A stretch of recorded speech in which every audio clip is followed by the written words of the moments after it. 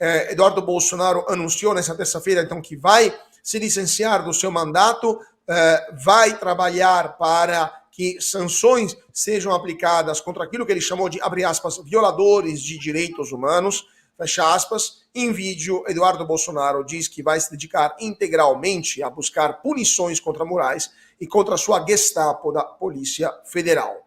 O deputado gaúcho Zucco deveria assumir a vaga na Comissão de Relações Exteriores. Agora, aparentemente, isso poderia ter mudado, porque poderia ser o deputado, eu estava vendo aqui que poderia ter mudado há poucos segundos atrás o nome da Comissão de Defesa e de Relações Exteriores, poderia ser o Felipe Barros. Vamos ver quem dos dois vai ser nomeado. Eu iniciaria então com o Silvio Navarro. Silvio, o que isso significa, o que essa decisão de Eduardo Bolsonaro significa? E poucos segundos atrás tivemos também a decisão do ministro Alexandre de Moraes de arquivar o pedido de retirada do passaporte do deputado Eduardo Bolsonaro.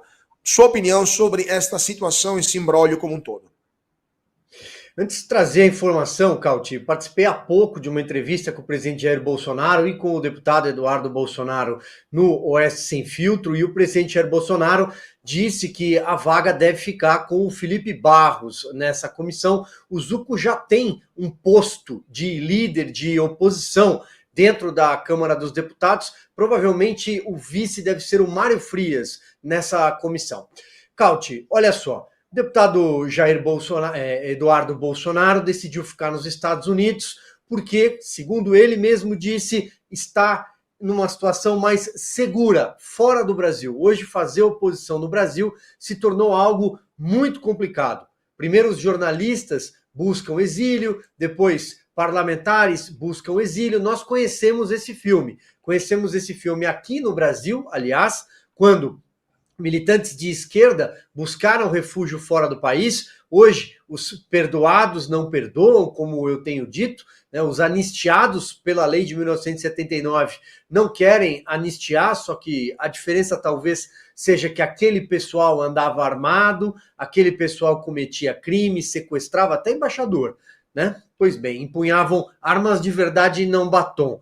Essas pessoas que estão presas jamais deveriam estar lá, principalmente por uma ordem de uma corte, que é a última corte recursal no país. Não tiveram direito ao devido processo legal, um atropelo jamais visto, que mescla um pouco de revanchismo histórico dessa própria esquerda apoiada e presente dentro da Corte Superior, o Supremo Tribunal Federal é uma corte política e a maioria ampla e esmagadora de ministros foi indicada pelo PT, ou então acabou se aproximando do PT, como é o caso do presidente dos inquéritos, relator, vítima e agora julgador Alexandre de Moraes. Então eu acho que o deputado Eduardo Bolsonaro busca fazer oposição e ele tem conseguido uma interlocução muito grande com autoridades do governo americano, principalmente depois da volta, né, de Donald Trump, e com o Congresso. E ele tem retratado o que é que está acontecendo no Brasil. Uma decisão difícil, dura, porém corajosa. Eu acho que é o único caminho. A ditadura avança de forma, numa escalada jamais freada. E finalizo lembrando que as eleições de 2026 já começaram.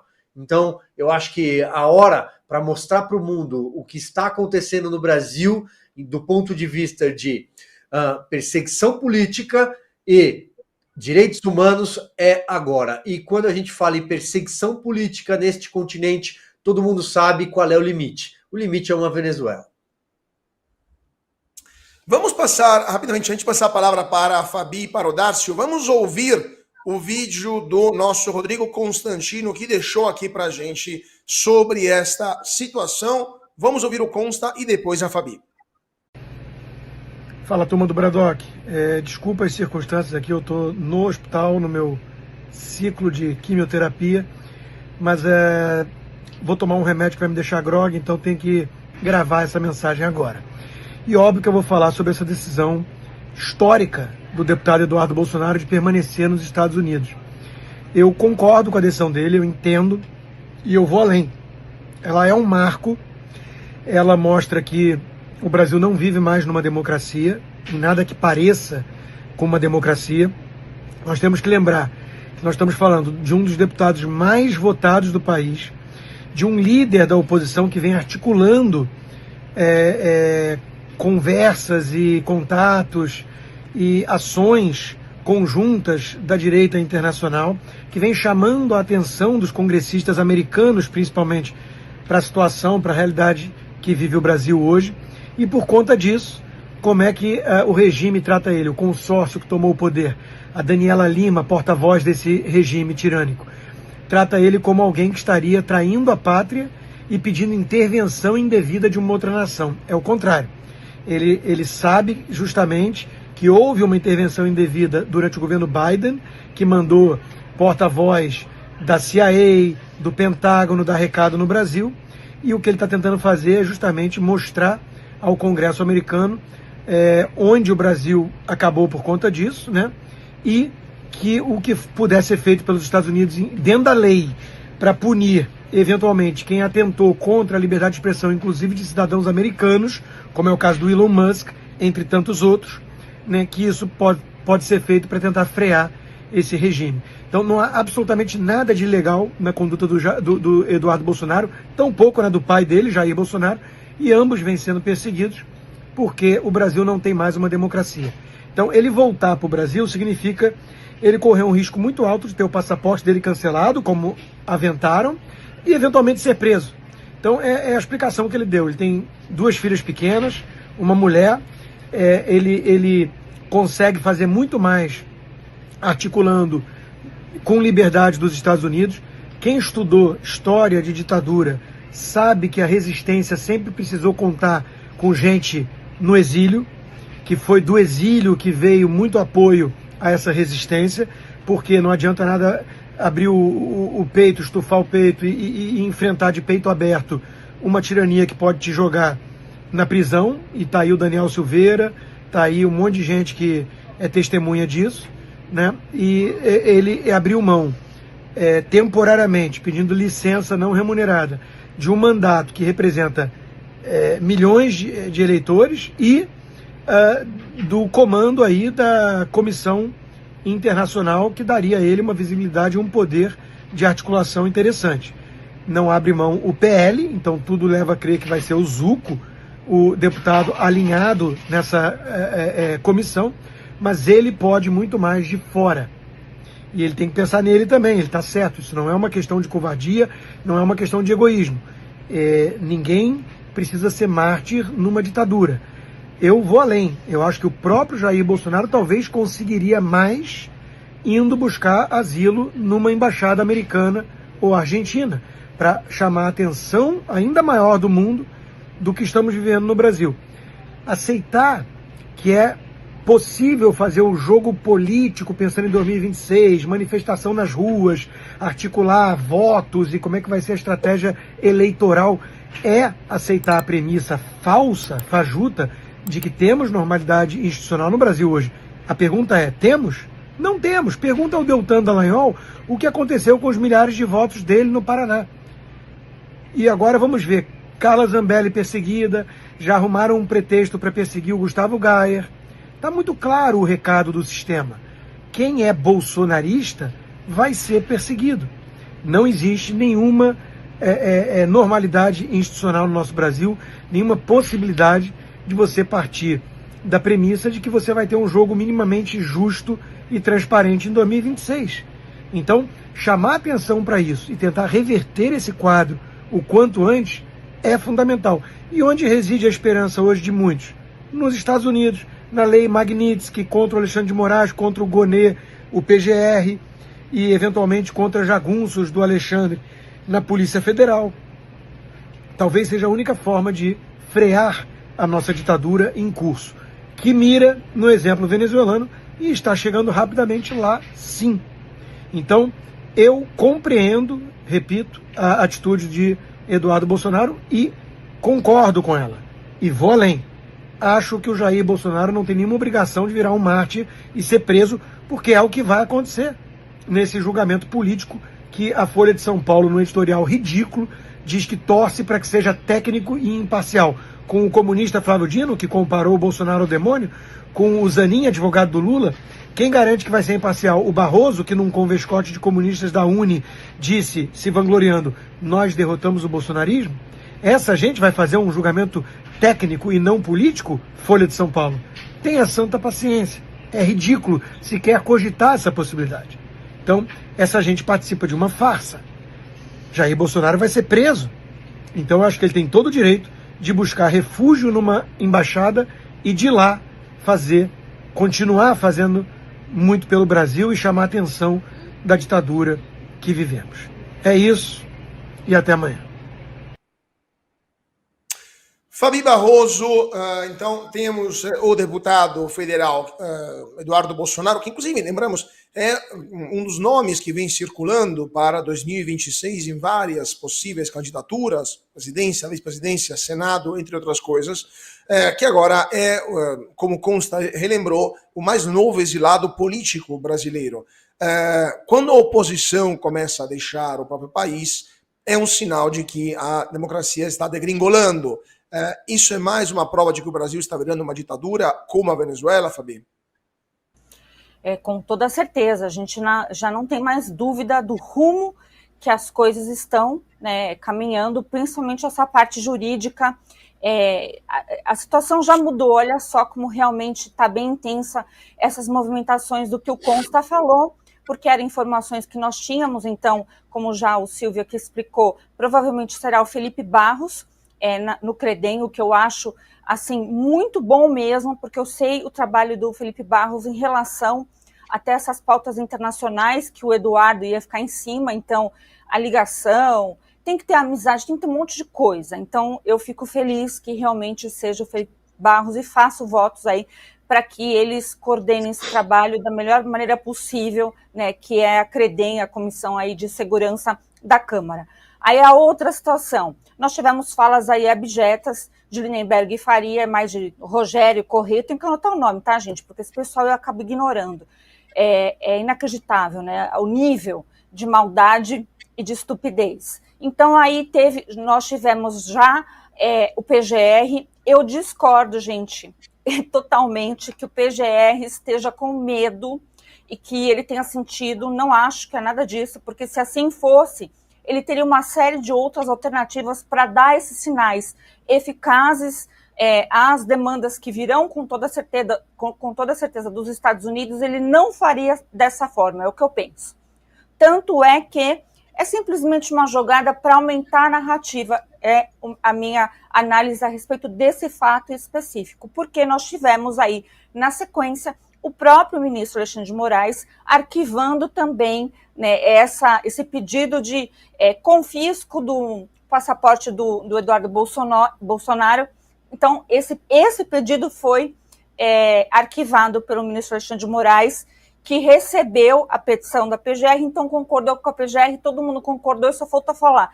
Seus bobos, a gente jamais, né, iria fazer com que o deputado fosse lá, o presidente da Credem, e não tivesse o seu passaporte em mãos. Só que a gente tem que analisar a política da forma que ela se apresenta, e ela está dinâmica nesse assunto. O mesmo PT, os mesmos aí, Lindenberg e o Rogério Corrêa, já enviaram, eu acho que é uma petição, tá, gente? Porque realmente esse negócio aí no Supremo tá meio bizarro, então não sei como, penso eu que foi uma petição e não uma ligação, apresentaram aí, segundo a mídia tradicional, um pedido diretamente ao ministro Alexandre de Moraes para que sejam cumpridas cautelares em relação ao presidente Bolsonaro, dizendo que ele está sendo processado, né, que ele provavelmente vai se tornar réu dia 25 próximo e que ele pode fugir e que, então, seria necessário colocar tornozeleira eletrônica. Eu vou até pegar aqui, gente, porque realmente a gente desacredita. PT pede que Bolsonaro seja proibido de sair de Brasília sem autorização judicial. O texto também pede que Bolsonaro não possa se aproximar de embaixadas estrangeiras, né, instalações no território nacional, e os deputados federais ainda pedem, esses deputados que eu mencionei, o monitoramento do Bolsonaro por tornozeleira eletrônica. até vi também na Oeste a entrevista que o presidente Bolsonaro falou meio na chacota, né? Falou, daqui a pouco vão pedir meu monitoramento. E a Paula, apresentadora lá, teve que responder. Presidente, eles pediram. Então, assim, olha, já mudou, né? Eles não tiveram essa autocontenção. Então, esse consórcio PT-STF, que tem uma linha direta entre eles, que estão agindo casadinho. Peraí, deixa eu incluir aqui a PGR também, né? O Gonê não tem como escapar dessa.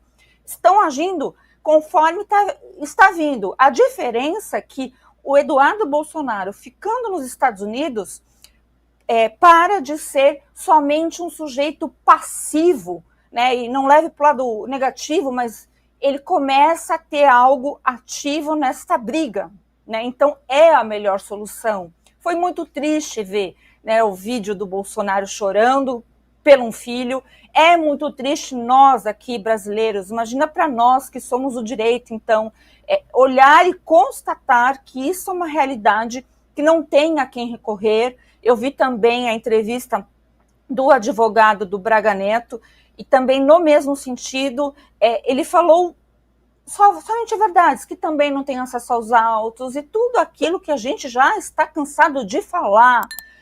Então vamos ver se agora essas ações aqui, eu acho que é um preço alto que o Eduardo Bolsonaro está pagando, mas muito corajoso, e politicamente ele vira agora alguém muito diferenciado, com toda essa retaguarda e com todas as pontes que o trabalho dele, né, o pessoal dele, assim, criou, não somente nos Estados Unidos, mas tem esse mesmo tipo de trabalho em Portugal, em outras comunidades aí, políticas pelo mundo que se identificam com o conservadorismo. Então, através do CPEC, que aquele movimento lá foi sendo costurado, essas portas foram sendo abertas, muita gente participou, e como disse o presidente Bolsonaro, o Eduardo é uma pessoa muito humilde, e isso eu acho fenomenal, porque ele sabe o peso que ele está carregando disso, e é a família dele, então também acho muito lícito ele tomar essa atitude, porque quando ele foi eleito, não estava isso ali, né, na condição. A sua família pode ser que tenha que passar por uma revista íntima para te visitar numa penitenciária por crime algum, ou melhor, por crime de opinião, ou por falar a verdade, e que ali não vai proteger, né, o artigo 53 da Constituição Federal. Então, os termos estão diferentes, e eu concordo que, se tratando, eu sempre falo para vocês, primeiro Deus, depois a família, depois o trabalho. Então, tá certíssimo, Eduardo, ele falou de Deus, ele fez esse condicionamento em relação à família dele, e está fazendo um excelente trabalho. Quem reclamar, tá estranho, tá esquisito. Daqui a pouquinho teremos também o ex-ministro Osmar Terra, ele está entrando daqui a alguns segundos. Agora, Darcio, sua opinião sobre esta situação. Eu estava lendo aqui os últimos detalhes, estava relendo também a peça do ministro Moraes. Inclusive, não lhe parece estranho, Darcio, que o ministro Moraes acatou de uma rapidez recorde, né, e eu diria até pouco usual, né, esse pedido, né, essa opinião, esse parecer da PGR que pediu arquivamento. Muitas vezes o próprio Alexandre de Moraes foi contra o parecer, né, da PGR, geralmente para punir mais pessoas de direita, e muitas vezes sequer analisou pedidos da PGR, como por exemplo no caso do Clezão. A PGR 3 vezes pediu a libertação do Clezão e o ministro Moraes sequer analisou. Agora, forma recorde, no mesmo dia em que Eduardo Bolsonaro anuncia que ficará nos Estados Unidos, a PGR diz que não vamos tirar o passaporte dele. Que coincidência, né? Eu não acredito nesse tipo de coincidência. Eu ia falar justamente sobre isso. Num caso que poderia custar a vida de uma pessoa que inclusive é inocente, ele não se manifestou. E infelizmente a gente viu aí o caso do Clezão. Aí agora, mais do que imediatamente, ele rejeita um pedido feito pelo PT. Olha, eu também achei curiosa a manifestação da PGR sair hoje. Mas ela sai justamente no dia em que aquele que estava sendo perseguido anuncia que não voltaria mais e que se licenciaria. Mas eu vou mais além. Eu não acho que essa decisão do Eduardo Bolsonaro esteja lastreada exclusivamente nesse pedido do PT para que seu passaporte seja retido. Eu acho que essa decisão ela vem de outras ações. Já há bastante tempo que ele vem sendo perseguido. Eu lembro que, até mesmo numa manifestação do ProArmas, ele falava sobre os professores e os doutrinadores das escolas, e ele foi processado por sindicatos de professores. Depois, tentaram arrolar o deputado em inquéritos, em vários deles, por conta de falas no plenário, e em um dos casos, pelo fato de que ele é um servidor licenciado da Polícia Federal, quando ele apontou alguma teratologia praticada pelo Fábio Schor. Eu tenho que tomar cuidado para não virar aqui um alvo também desse personagem do regime PT-STF. Então, eu acredito que Eduardo Bolsonaro tenha tomado essa decisão que para ele foi muito dura, depois de muitas ações, e essa aí foi só mais uma delas. O que eles tentaram fazer, no meu modo de entender, foi tirar a digital deles dessa ação em específico. Porque essa ação, obviamente, seria mais do que absurda e atingiria não só o Eduardo.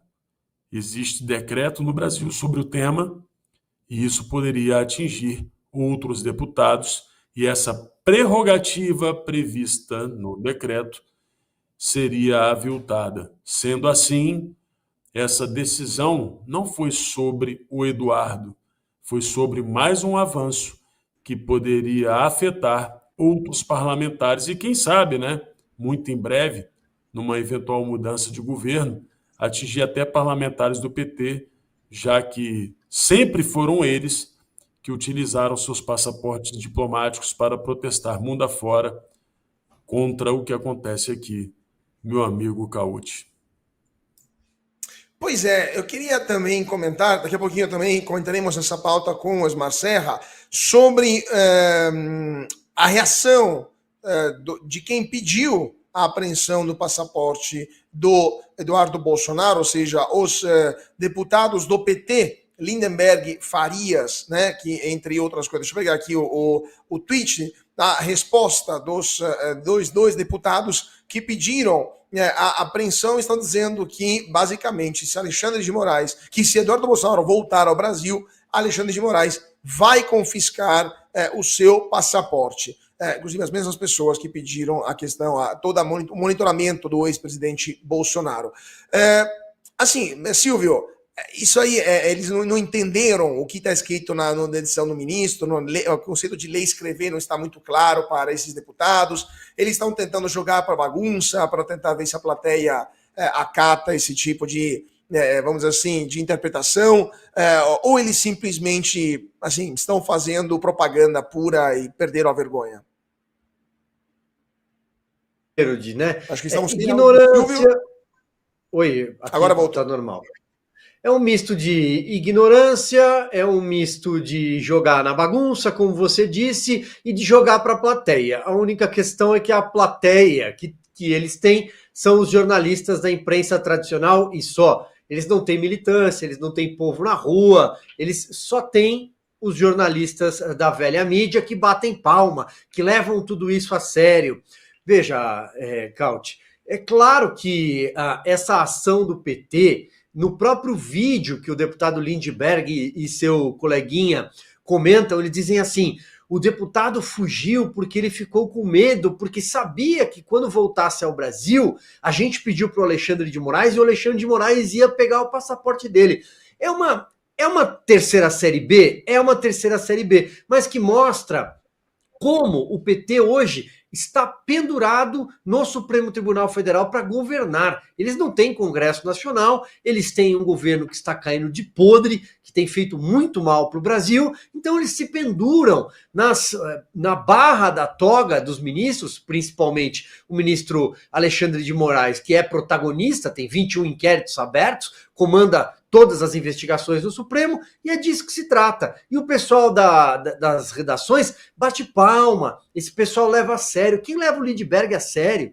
Lindenberg tinha apelido, aliás, 2. na lista de propinas da Odebrecht, né? Era o feio e o lindinho. Foi o pior prefeito que Nova Iguaçu teve. Teve de voltar para a Câmara porque não conseguiria mais ser senador. Tem um vídeo dele que circula com frequência, dele fazendo uma plateia, um palanque sem plateia também, passa um ônibus na frente, nós exibimos isso em outros programas, Cauti. Então, o PT vai fazer esse joguinho. Tem outros vídeos, tem a Maria do Rosário com outra coleguinha, enfim, é isso. Mas não vai além disso. O presidente Jair Bolsonaro não poder circular livremente. Por que ele não pode circular livremente? Ele é o maior líder político do Brasil, ele não tem condenação. Tentaram arrolá-lo, inclusive, em inquérito sobre baleia. Então, tenha dó, né? Esses quadros do PT, acho que não vão muito longe. É a juventude grisalha. Lula comparou a suposta trama golpista a uma bomba na OAB durante o regime militar. O presidente diz que, abre aspas, o fascismo ressurge, fecha aspas, e relaciona o caso atual ao atentado de 1980 que matou a secretária Lídia Monteiro. Segundo Lula, a intolerância política levou à tentativa de assassinato dele, de Alckmin e de Moraes. Uma declaração que ocorreu durante a posse do presidente da OAB, um dia após o ato do presidente Jair Bolsonaro, que pediu anistia. O petista citou os mesmos ideais autoritários e métodos violentos entre os dois episódios. Fabi Barroso, eu queria te perguntar sobre as declarações do Lula, mas vou te perguntar sobre a OAB, porque não me parece que, depois de todos os excessos por parte do STF, os abusos que vimos, inclusive esse caso agora do pedido em relação a Eduardo Bolsonaro, a OAB deu um pio nos últimos anos, ou perdi alguma coisa? Eles deram muito pio, mas deram pio para a parte errada. Aliás, eles não defenderam o pio que eles deveriam, que é a prerrogativa dos advogados.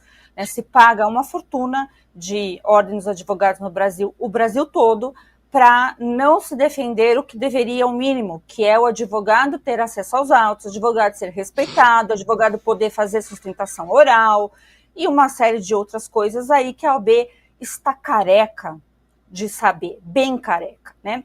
E o presidente, o Beto Simonetti, ele pode virar de ponta cabeça, falar amanhã que ele vai fazer. Desculpa, eu só acredito vendo, né? Então, a OAB ficou assim, né? Ficou assim, gente. Eu me lembro, há 20 anos atrás, ou mais, quando eu fui receber a minha carteirinha da OAB, assim, era como se fosse, sabe, fruto de estudo, você tem ali a pompa, minha mãe junto, uma coisa assim que realmente me marcou.